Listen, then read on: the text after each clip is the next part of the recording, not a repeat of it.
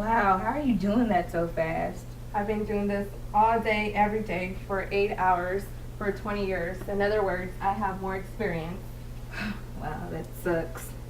It may suck, but my 20 years will make me forever more productive than you. Not if I find a new way of doing it. Ugh.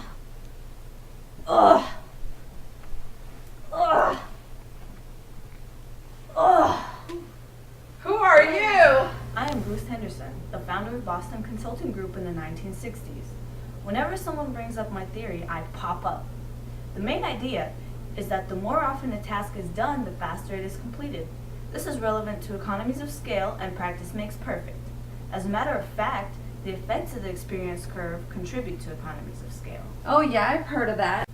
When it comes to labor, the idea was not new, but when applied to strategic planning for companies, I had made a brilliant discovery.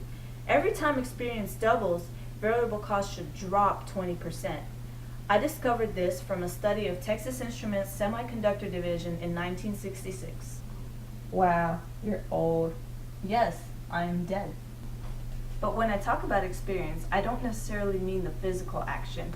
It could be, oh, my back.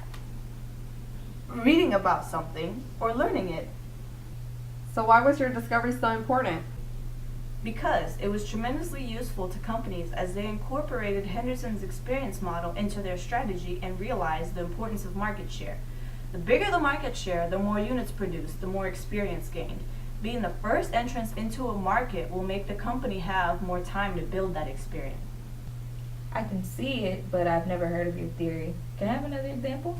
A good example of the experience curve would be the Henry Ford's Model T production. Although the assembly line was a new innovation that increased productivity, as Ford's assembly workers gained experience with it, productivity continued to increase. In 1914, a car was produced every 93 minutes, but by 1920, it only took 24 seconds. Innovation and new technologies will create a new experience curve, but that curve will continue to lower time and costs.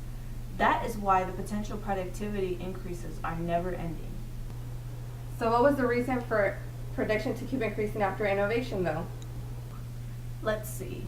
Automation, standardization, companies find improvements and shortcuts, and workers become faster as they become more confident in doing their tasks. However, the curve doesn't go on forever. Companies must innovate new experience curves. Here's what the graph looks like. I will draw it myself for you.